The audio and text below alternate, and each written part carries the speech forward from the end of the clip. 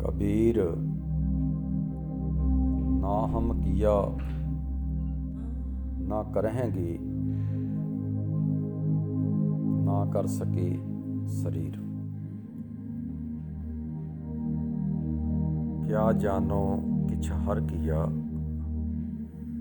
भयो कबीर कबीर। ਇਹ ਸ਼ਲੋਕ ਭਗਤ ਕਬੀਰ ਜੀ ਦਾ ਆਦਿ ਸ਼੍ਰੀ ਗੁਰੂ ਗ੍ਰੰਥ ਸਾਹਿਬ ਜੀ ਮਹਾਰਾਜ ਦੇ ਵਿੱਚ ਭਗਤ ਕਬੀਰ ਜੀ ਦੇ ਸ਼ਲੋਕਾਂ ਦੇ ਵਿੱਚ ਲਿਖਤ ਰੂਪ ਦੇ ਵਿੱਚ ਬਿਰਾਜਮਾਨ ਹੈ। ਭਗਤ ਕਬੀਰ ਜੀ ਵਿਖਿਆਨ ਦਿੰਦੇ ਹਨ ਸਾਡੇ ਸੰਸਾਰ ਦੇ ਪਰਥਾਏ। कबीर ना हम किया ना करेंगे, ना कर सके शरीर। भगत कबीर जी आखते हैं कि मैं भाई कुछ नहीं करता, जो भी करता है वो परमात्मा करता है, उसकी इच्छा नाल सब कुछ होता है, मेरी इच्छा नाल कुछ नहीं होता। ना मैं कभी कुछ किया है ते ना करन दा यतन करता हाँ। ना कर सके शरीर, ये शरीर जो पंजां तत्तां की रचना है ये कुछ करन जोगा नहीं है। ये तो एक मिट्टी का पुतला है। जिस तरह इस नूं वो बाजीगर नचाउंदा है, एक कठपुतली का नाच उसी तरह हो जाता है। ना कर सके शरीर, क्या जानो किछ हर किया। मैं की जानदा हाँ, भाव मैं कुछ नहीं जानदा। जो करता है वो हरि करता है, परमात्मा करता है। भयो कबीर कबीर। ते कबीर का नाम जो रोशन किया है वो सतगुरु ने किया है, भगवान ने किया है। मैं तो कुछ नहीं कर सकता, ये तो गुरु की कृपा है। इस श्लोक के परथाए एक कथा है कि उस समय के कुछ द्वेषी लोगों ने, कुछ स्वार्थी लोगों ने, निंदक लोगों ने भगत कबीर जी की एक अफवाह उड़ा दी। वो की अफवाह उड़ाई कि भगत कबीर जी के घर के विच जग है, जद कि जग कोई नहीं सी, कोई उत्थे मेला मसावा नहीं लगना सी, किसी ने आना नहीं सी। पर उस समय के कुछ द्वेषी लोगों ने अफवाह फैला दी कि फलाने दिन नूं कबीर के घर के विच जग है। लोग आने शुरू हो गए। भगत कबीर जी के घर के विच तां पकाउण नूं आटा भी नहीं हुंदा सी, भड़ोला खाली रहिंदा सी। जिन्ना परमेश्वर दिंदा सी उतना क पैंदा सी और साधुआं की सेवा की जाती सी, भगतां की सेवा की जाती सी। आखदे हैं कि जदों लोग आने शुरू हो गए तो माता लोई आखदी है भगत कबीर जी नूं कि स्वामी जी ये लोग आने शुरू हो गए हैं, की होया है, इन्हां नूं सता दिता है, इतनिया संगत नूं असीं किस तरह प्रशादा छकावांगे। ते भगत कबीर जी आखदे हैं कि मैं तो किसी नूं सता नहीं दिता, ये प्रभु की रचना है, उहदा ही हुक्म होवेगा तो इतनी संगत आ रही है। ते भगत कबीर जी कमाले नूं आखदे हैं कि कमालिया, कमाला जिहड़ा सी भगत कबीर जी का पुत्र सी, कमाले चल चलिए घर दे विचों, इन्नी संगत आ रही है, साडे कोल खिलाउण नूं कुछ भी नहीं, बेइज्जती बहुत होवेगी, ते असीं इत्थों चले जांदे हां। भगत कबीर कमाले नूं लैके निकल गए, जंगल दे विच जाके लुक गए। जंगल दे विच जदों लुके होए, एक दिन बीत, 2 दिन बीत, 3 दिन बीत गए। तो लोग आई जाते हैं, जाई जाते हैं, ਤੇ ਭਗਤ ਕਬੀਰ ਜੀ ਦੇ ਗੁਣ ਗਾਉਂਦੇ ਜਾਂਦੇ ਹਨ। ਧੰਨ ਕਬੀਰ ਹੁੰਦੀ ਹੈ। ਤੇ ਕਬੀਰ ਜੀ ਨੂੰ ਉਹਨਾਂ ਦਾ ਪੁੱਤਰ ਕਮਾਲਾ ਪੁੱਛਦਾ ਹੈ ਕਿ 3 ਦਿਨ ਭੁੱਖਿਆਂ ਨੂੰ ਬੈਠੇ ਪਿਤਾ ਜੀ ਹੋ ਗਏ ਹਨ, ਭੁੱਖ ਲੱਗੀ ਹੈ।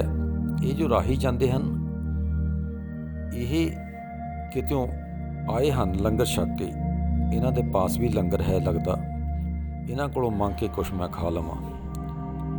ਭਗਤ ਕਬੀਰ ਜੀ ਦੀ ਆਗਿਆ ਲੈ ਕੇ ਜਦੋਂ ਕਮਾਲਾ ਉਹਨਾਂ ਕੋਲੋਂ ਕੁਛ ਮੰਗਣ ਲਈ ਗਿਆ ਤੇ ਉਹਨਾਂ ਨੇ ਇਹ ਕਿਹਾ ਕਿ ਤੂੰ ਭੁੱਖਾ ਹੈ, ਤੂੰ ਕਿੱਥੇ ਲੁਕਿਆ ਬੈਠਾ ਹੈ। ਭਗਤ ਕਬੀਰ ਜੀ ਦੇ ਘਰ ਦੇ ਵਿੱਚ ਤਾਂ ਬਹੁਤ ਵੱਡਾ ਜੱਗ ਹੋ ਰਿਹਾ ਹੈ। ਇਹ ਚਾਂਦੀ ਦੀਆਂ ਥਾਲੀਆਂ, ਸੋਨੇ ਦੇ ਚਮਚੇ ਭਗਤ ਕਬੀਰ ਜੀ ਦੇ ਘਰ ਦੇ ਵਿੱਚ ਲੰਗਰ ਛਕਾਉਣ ਨੂੰ ਵਰਤਾਏ ਜਾਂਦੇ ਹਨ। ਤੇ ਇਹ ਵੀ ਆਖਿਆ ਜਾਂਦਾ ਹੈ ਕਿ ਇਤਨੇ ਪ੍ਰਕਾਰ 36 ਪ੍ਰਕਾਰ ਦਾ ਭੋਜਨ ਹੈ। ਇਹ ਛਕ ਕੇ ਨਾਲ ਹੀ ਚਾਂਦੀ ਦੀਆਂ ਥਾਲੀਆਂ ਤਾਂ ਸੋਨੇ ਦੇ ਚਮਚੇ ਨਾਲ ਹੀ ਲੈ ਜਾਓ। ਤੇ ਤੂੰ ਕਿੱਥੇ ਭੁੱਖਾ ਬੈਠਾ ਹੈ, ਜਾ ਕੇ ਘਰ ਜਾ ਕੇ ਉਹਨਾਂ ਦੇ ਲੰਗਰ ਛਕ। ਤੇ ਇਹ ਸੋਨੇ ਦੇ ਚਮਚੇ ਤਾਂ ਚਾਂਦੀ ਦੀਆਂ ਥਾਲੀਆਂ ਵੀ ਦਿੱਤੀਆਂ ਜਾਂਦੀਆਂ ਹਨ, ਉਹ ਵੀ ਦਾਨ ਦੇ ਵਿੱਚ ਲੈ ਆਓ। ਤੇ ਕਮਾਲਾ ਸੁਣ ਕੇ ਹੈਰਾਨ ਹੋ ਗਿਆ ਕਿ ਭਗਤ ਕਬੀਰ ਜੀ ਤਾਂ ਇੱਥੇ ਲੁਕੇ ਹੋਏ ਹਨ, ਮੈਂ ਵੀ ਉੱਥੇ ਲੁਕਿਆ ਹੋਇਆ ਹੈ, ਤੇ ਜੱਗ ਕੌਣ ਕਰ ਰਿਹਾ ਹੈ। ਉਹਨਾਂ ਕੋਲ ਕੁਛ ਖਾਣ ਲਈ ਲੈ ਕੇ ਭਗਤ ਕਬੀਰ ਜੀ ਦੇ ਕੋਲ ਕਮਾਲਾ ਆਇਆ। ਤੇ ਕਮਾਲਾ ਆਖਦਾ ਹੈ ਕਿ ਪਿਤਾ ਜੀ ਆਖਦੇ ਹਨ ਕਿ ਕਬੀਰ ਦੇ ਘਰ ਜੱਗ ਬੜਾ ਵੱਡਾ ਹੋ ਰਿਹਾ ਹੈ। ਤੇ ਭਗਤ ਕਬੀਰ ਜੀ ਹੱਸ ਕੇ ਕਹਿਣ ਲੱਗੇ, ਕਮਾਲਿਆ, ਜਿਹਨੇ ਸੁਨੇਹੇ ਭੇਜੇ ਕਿ ਕਬੀਰ ਦੇ ਘਰ ਜੱਗ ਹੋ ਰਿਹਾ ਹੈ, ਉਹ ਆਪੇ ਹੀ ਫਸਿਆ ਹੋਇਆ ਹੈ, ਉਸਨੂੰ ਜੱਗ ਕਰ ਲੈਣ ਦੇ। ਆਖਦੇ ਹਨ ਕਿ ਇੱਕ ਅੱਧਾ ਦਿਨ ਹੋਰ ਰੁਕ ਕੇ ਤੇ ਭਗਤ ਕਬੀਰ ਜੀ ਘਰ ਦੇ ਵਿੱਚ ਗਏ।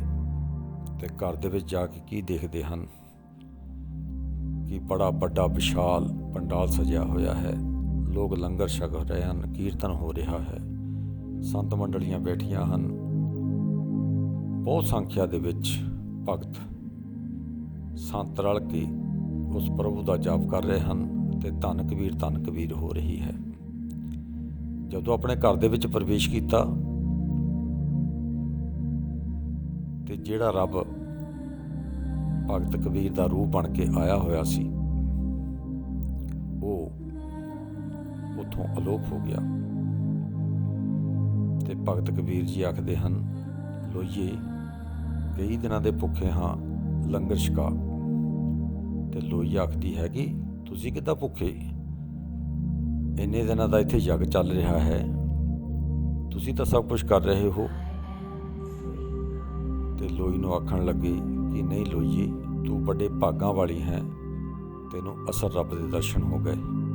ਮੈਂ ਤਾਂ ਜੰਗਲ ਦੇ ਵਿੱਚ ਲੁਕਿਆ ਬੈਠਾ ਸੀ, 4-5 ਦਿਨ ਸਾਨੂੰ ਹੋ ਗਏ ਭੁੱਖਿਆਂ ਨੂੰ ਬੈਠਿਆਂ ਨੂੰ। ਤੇ ਇੱਥੇ ਜਿਹੜਾ ਕਬੀਰ ਆਇਆ ਸੀ ਨਾ, ਅਸਲ ਵਿੱਚ ਉਹ ਰੱਬ ਦਾ ਰੂਪ ਸੀ। ਰੱਬ ਹੀ ਆਪਣਾ ਭਗਤ ਕਬੀਰ ਦਾ ਰੂਪ ਬਣਾ ਕੇ ਇੱਥੇ ਆ ਕੇ ਜੱਗ ਲਾ ਕੇ ਚਲਿਆ ਗਿਆ। ਇਤਨਾ ਵੱਡਾ ਜੋ ਯੱਗ ਕੀਤਾ ਹੈ ਉਸ ਦੀ ਕਿਰਪਾ ਨਾਲ ਹੋਇਆ ਹੈ, ਮੈਂ ਤਾਂ ਕੁਛ ਨਹੀਂ ਕੀਤਾ। ਇਸੇ ਪ੍ਰਥਾਏ ਇਹ ਸ਼ਲੋਕ ਉਚਾਰਨ ਹੈ, ਕਬੀਰ ਨਾ ਹਮ ਕੀਆ ਨਾ ਕरेंगे, ਨਾ ਕਰ ਸਕੇ ਸਰੀਰ, ਕਿਆ ਜਾਨੋ ਪਿਛਾਰ ਕੀਆ, ਭਇਓ ਕਬੀਰ। ਇਸ ਕਰਕੇ ਸਾਨੂੰ ਸਿੱਖਿਆ ਲੈਣੀ ਚਾਹੀਦੀ ਹੈ ਕਿ ਜੋ ਕੁਝ ਵੀ ਕਰਦਾ ਹੈ ਪਰਮਾਤਮਾ ਹੀ ਕਰਦਾ ਹੈ, ਉਹਦੀ ਇੱਛਾ ਦੇ ਮੁਤਾਬਕ ਹੁੰਦਾ ਹੈ। ਇਨਸਾਨ ਤਾਂ ਕੁਝ ਵੀ ਨਹੀਂ ਕਰਨੇ ਜੋਗਾ, ਇੱਕ ਮਿੱਟੀ ਦਾ ਪੁਤਲਾ ਹੈ। ਜਦੋਂ ਪ੍ਰਭੂ ਦੀ ਕਿਰਪਾ ਹੁੰਦੀ ਹੈ ਤਾਂ ਉਸ ਭਗਤ ਦੀ ਵਡਿਆਈ ਭਗਤ ਕਬੀਰ ਜੀ ਦੀ ਜਿਸ ਤਰ੍ਹਾਂ ਫੈਲੀ, ਦੁਰਾਚਾਰੀ ਲੋਕਾਂ ਨੇ ਦੁਸ਼ਟਤਾਈ ਕਰਕੇ ਪੁੱਠੇ ਹੁਕਮਨਾਮੇ ਲਿਖ ਕੇ ਭੇਜ ਦਿੱਤੇ ਕਿ ਭਗਤ ਕਬੀਰ ਦੇ ਘਰ ਜੱਗ ਹੈ, ਕਿ ਇਹਦੀ ਬੇਇੱਜ਼ਤੀ ਹੋਵੇਗੀ। ਪਰ ਪ੍ਰਭੂ ਨੇ ਕੀ ਕੀਤਾ, ਆਪ ਭਗਤ ਕਬੀਰ ਜੀ ਦਾ ਰੂਪ ਬਣਾ ਕੇ ਉੱਥੇ ਬਹੁਤ ਵਿਸ਼ਾਲ ਜੱਗ ਕੀਤਾ। ਜਿਹਨੂੰ ਨਹੀਂ ਵੀ ਪਤਾ ਸੀ ਉਸ ਨੂੰ ਵੀ ਭਗਤ ਕਬੀਰ ਜੀ ਦੀ ਵਡਿਆਈ ਦਾ ਪਤਾ ਲੱਗ ਗਿਆ। ਸੋ ਐਸੇ ਭਗਤ ਕਬੀਰ ਦੀ ਵਡਿਆਈ ਕਿਉਂ ਹੋਈ? ਨਾਮ ਜਪਣ ਕਰਕੇ। ਉਸ ਪ੍ਰਭੂ ਨੂੰ ਆਪਣਾ ਮਾਲਕ ਸਮਝ ਕੇ ਉਸਨੇ ਉਸ ਨੂੰ ਮੰਨਿਆ, ਉਹਦਾ ਨਾਮ ਜਪਿਆ ਅਤੇ ਆਪਣੇ ਆਪ ਨੂੰ ਉਹਦੇ ਸਮਰਪਿਤ ਕੀਤਾ। ਵਾਹਿਗੁਰੂ ਜੀ ਕਾ ਖਾਲਸਾ, ਵਾਹਿਗੁਰੂ ਜੀ ਕੀ ਫਤਿਹ।